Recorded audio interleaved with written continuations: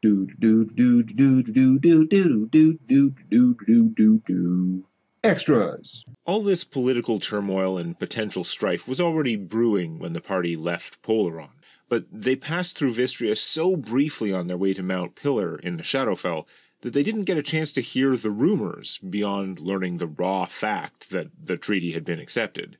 The basics, as laid out in the episode, are pretty straightforward.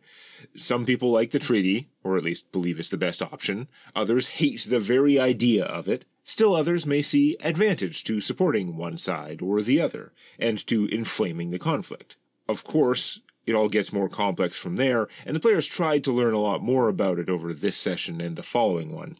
Given the general lack of urgency and my bias towards more information and exposition rather than being a stickler for the rules, there was a lot of fudging of the word count of sending spells, which normally only do 25 words, or maybe 25 words each way as a conversation. So, assuming Draven was casting a succession of them, possibly over several days of resting and travel to supplement the information Angel was getting from her organization contacts. Now, some of this might make it into the next episodes, or maybe none of it will, but among the details left out of this episode, because they're really not relevant at this time, Brawler listed the loudest voices against the king so far as the counts of Worth, Longrock, Friggin, North Cove, and Icewall. Little One asked about Chrysanthemum's dad, the Bloody Duke in his words. The actual moniker is the Bloody Shield. Interestingly, Brawler didn't know. Newland is in the southwest of Vistria, while Brawler's info mostly came from the north of the country. But in his words, Duke of Newland's as militaristic as they come, and he'd be the last one to trust the Trouts. But I have him pegged as extremely loyal to the crown, so I couldn't hazard a guess on where he'd come down on this one. Draven did cast Sending to check up on his wife. Ivana was his very next call as soon as Dwarf Daggerface mentioned any possible unrest.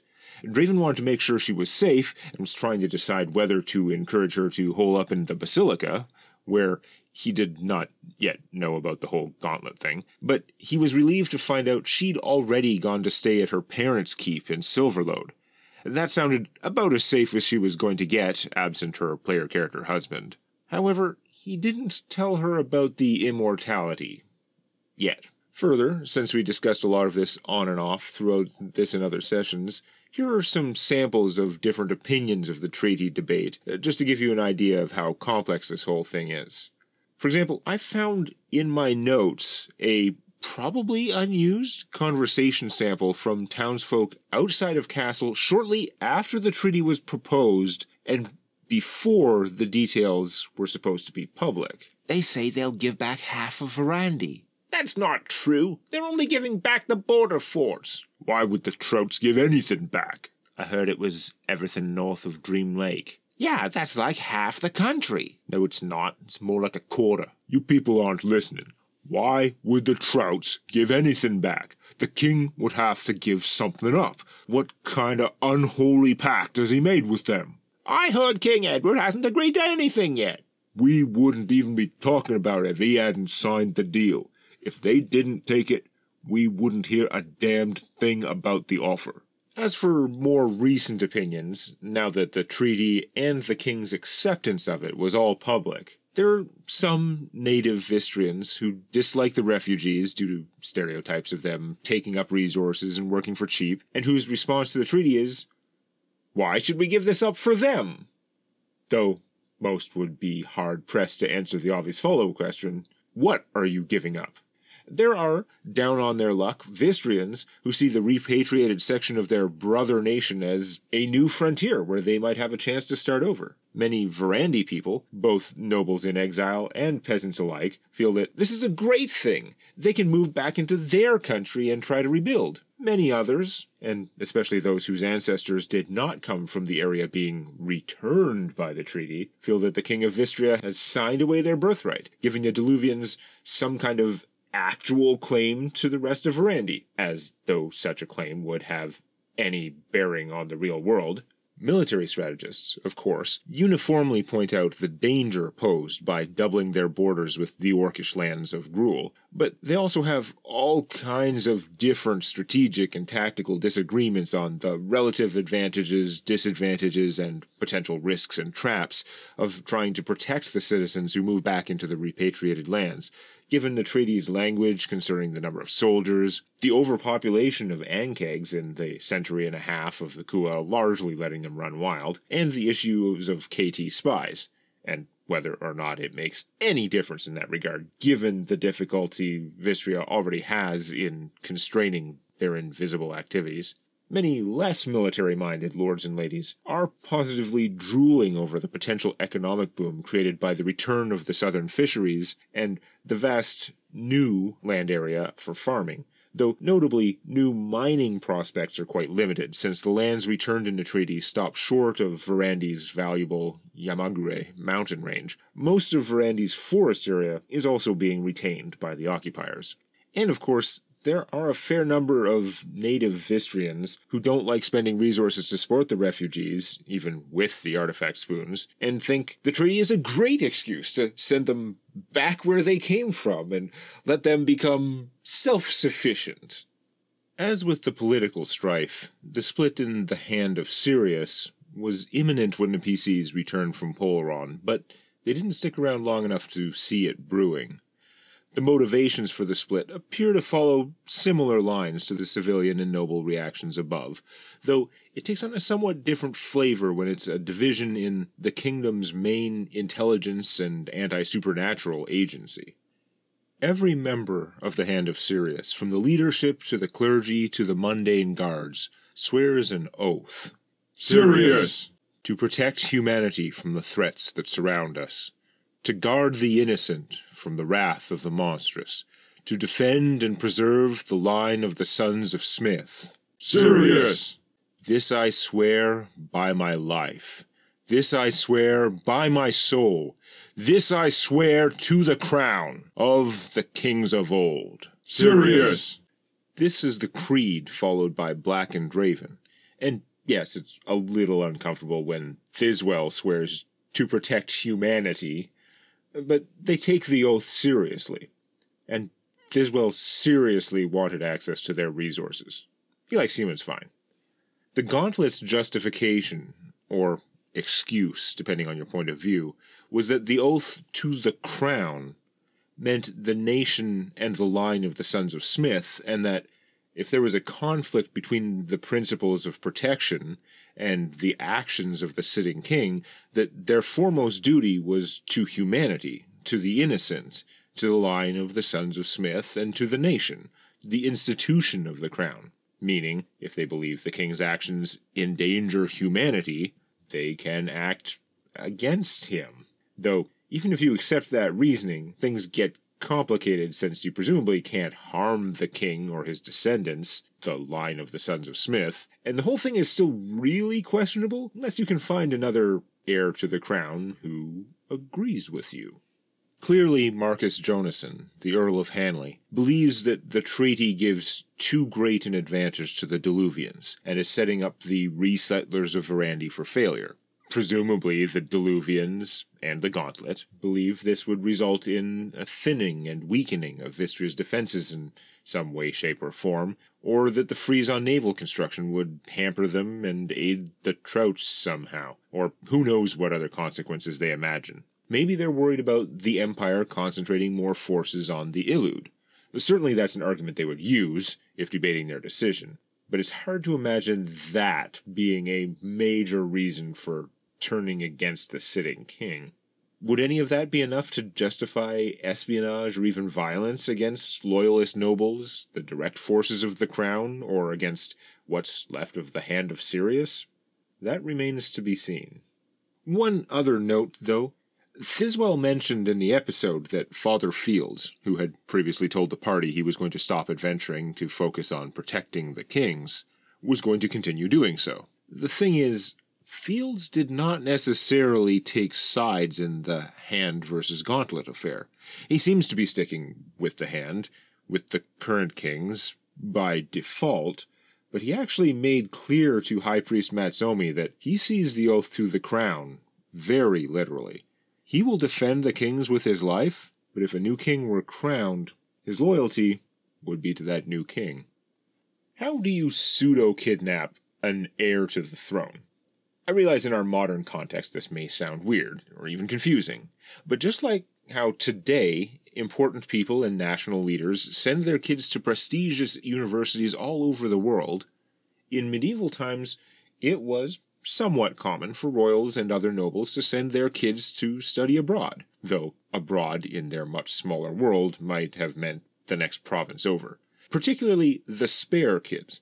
The crown prince or princess you need to keep super safe, but your spare heirs, you can simultaneously take a little more risk with them, and might want them to learn other skills so they can be useful beyond ruling. And, of course, should a terrible invasion occur, or worse problems in a D&D world, not keeping all potential heirs in one place is another way to secure your line.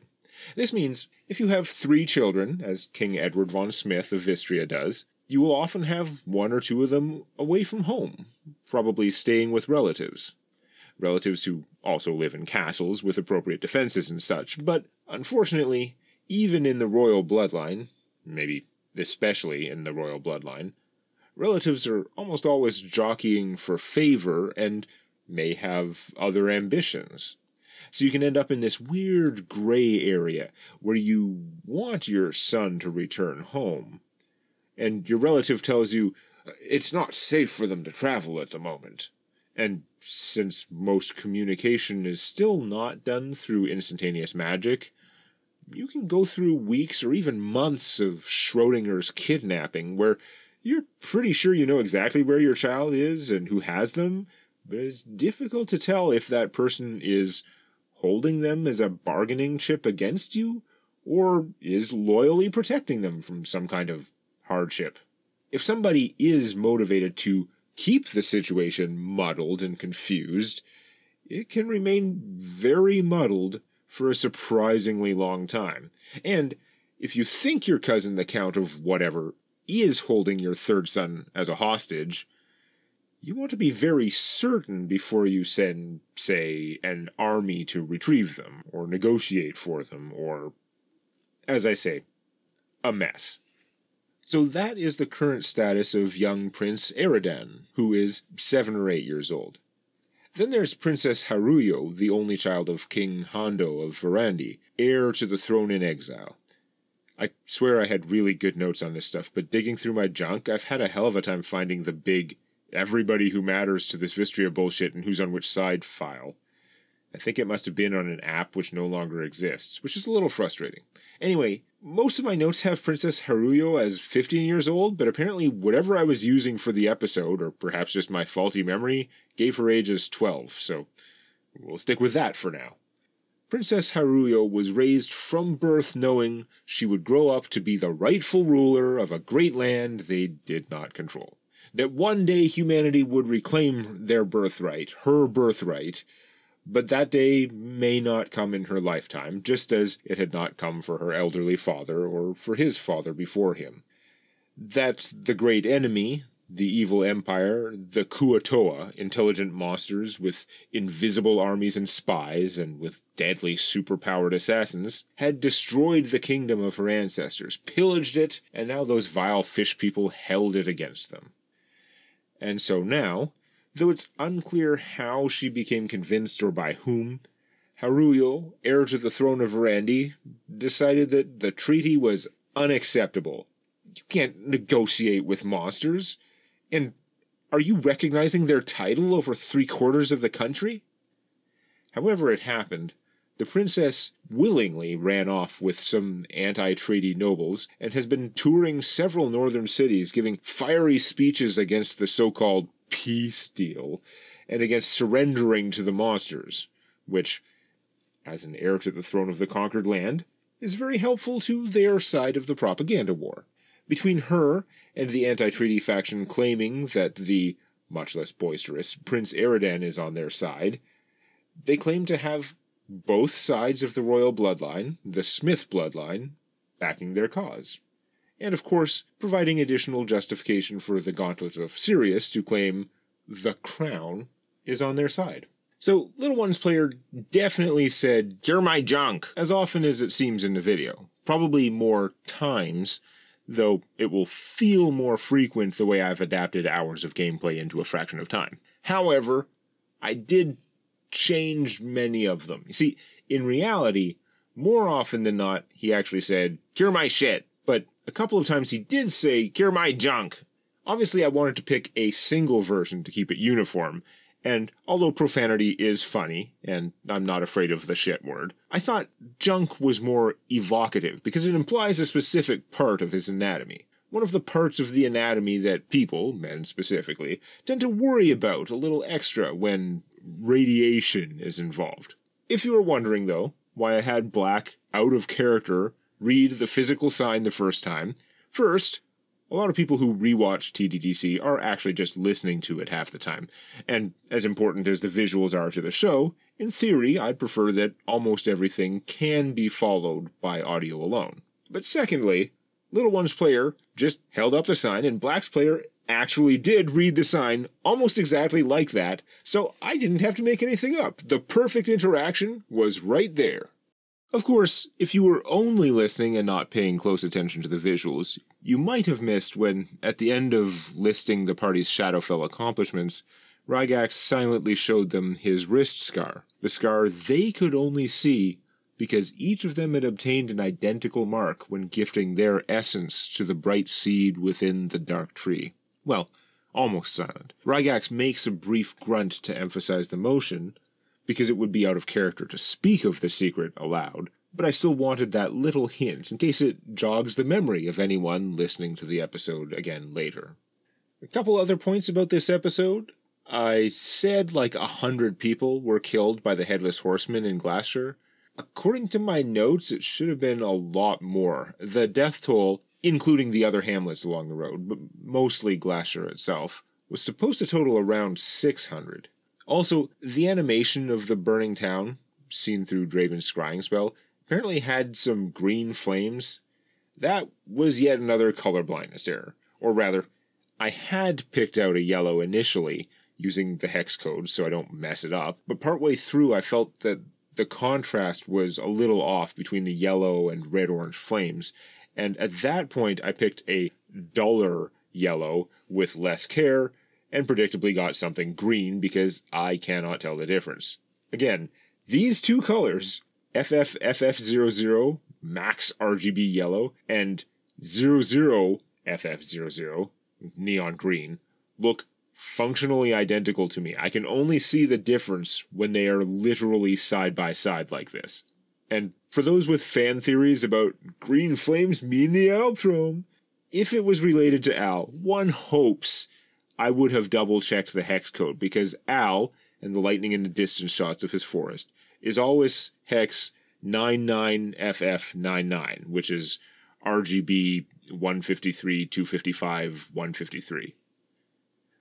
Brawler was still in Glasshire when it was attacked. He was actually described as a short, stocky guy with rough hands and muscular arms, which is why I gave him distinctive sleeveless arms sticking out of the lazy organization contact robes. However, if wondering whether he survived, well, if you look carefully at the alley, his alleyway in the burning town shots, you might see his arm. At the very least, the horseman knocked him down, so odds he survived that, and the burning buildings, and the smoke, doesn't look good. When Angel caught the falling chain of the Reaper, then responded, "What weapon?" She had actually hidden it in her weapon cloak, a low-grade magic cloak she has had for a while, which, of course, does not conflict with her other magic cloaks because it's stored in her creepy cloth-devouring vest. She hasn't had much use for it, since she's mostly been using the chain she got from Mahran Doraj, which magically folds down to the size of a switchblade, but it totally worked as a joke here when everyone was growing concerned about letting Angel have the evil-looking weapon. I wanted to show this off and make it clear in the episode, but I don't think the pacing really allowed it. Meaning, I didn't spend a ton of time finding a way to do so without messing up the pacing. Glasshire was sort of a regional capital of Gardan, sort of a county seat, back in the day. It was a big deal at the time because of their famous glassworks. They made all kinds of glass, from practical everyday stuff to high-quality luxury glasswares and stained glass, which you might have guessed from that tricky Vistrian naming scheme. Over time, however, their industry declined. The luxury items were much less of a priority in the state of war, especially for the first decades after their brother nation was invaded, as all the funding and many of the craftspeople were diverted to war industry for defense, and the dream of freeing Verandi, because it took some people many years to realize how hopeless it was, as well as farm work and farm implements to handle the influx of refugees. Meanwhile, with the passage of time, the glass-making techniques which had made Glasshire so wealthy gradually spread, and some of their secrets were leaked or rediscovered independently by others, causing their precious industry to lose much of its unique place in the nation. So the town's population declined, but it still had nice amenities, some nice houses, statuary, fountains, a fancy inn, and expensive shops languishing, just barely hanging on, like a beautiful dress growing threadbare from wear and tear. Glasshire did have much better shopping than their current population and wealth really warranted, though, which was nice for the PCs. In fact, if the PCs had been inclined to stop right there and start working on Draven's research, the remaining glassworks and a couple descendants of the old masters would probably have been enough for him to set up a proper lab and get right to work. There was, early on, semi-serious talk of just buying the inn with some of their 6 tons of silver. Here's the conversation that didn't make the episode. So obviously you all level up. Do we get to rest? Absolutely. Your last 24 hours of game time lasted like a year of real time. You're way overdue for a proper rest. We'll find the nearest town, buy the inn, sleep in it. How much is an inn? You want to do that for real? No, I don't want to manage an inn in the middle of town nowhere. Wait. We hire a good staff, make extra money on the side. Do you really want to spend the time looking for good staff? I'm pretty sure you'd hire a staff, with no idea whether they're good or not. My amazing Patreon patrons get extras videos about a week early, giving them a chance to ask questions, which I answer as best I can without spoilers, and then read in silly voices for the public video on YouTube. Like these. Sentient Construct asked, I feel like I've got to ask this, since this is an extras video and you might answer it. They are out of the forest, right? Yes, they definitely did escape from the realm of the Outtro. They actually returned to the Fadelands and to Vistria. It was not all a dream. They are not still in the Matrix. And consequently, I continued to get rides home without difficulty, until my real world shut down for some reason. Sentient Construct also asked, when it comes to leveling up your players, do you prefer checkpoint leveling or XP leveling, and why? Also, which are you using for this campaign? We were using XP for most of the campaign, and that was kind of locked in because 3.5 edition D&D crafting, a major basis for Draven's build, is tied to spending XP.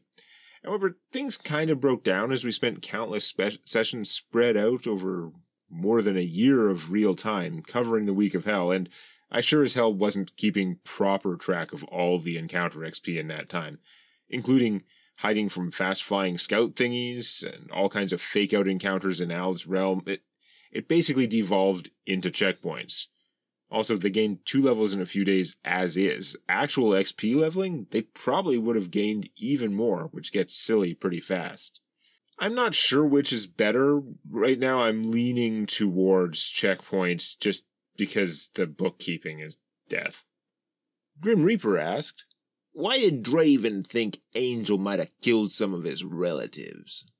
I don't think there was any specific reason Draven was worried about Angel, except that she's a non-human assassin who isn't harmed by the horribly evil weapon. Grim Reaper also asked, was there any compensation for Krillidin after what seems like a big hit to his damage dealing? No, he didn't really get anything to compensate. There was a recognition by everyone, including him, that his damage, whether he was mega buffed before battle or not, was a little silly. In fact, one of the things I forgot to mention was that I tweaked the battle a little bit in the video. It looked like Krillin barely killed the horseman, but it was described as chainsaws in half because the actual bow nerf happened after that, between sessions. For the video, I consolidated the nerf with the equipment stuff for the flow, and so I tweaked his damage in the battle to fit that.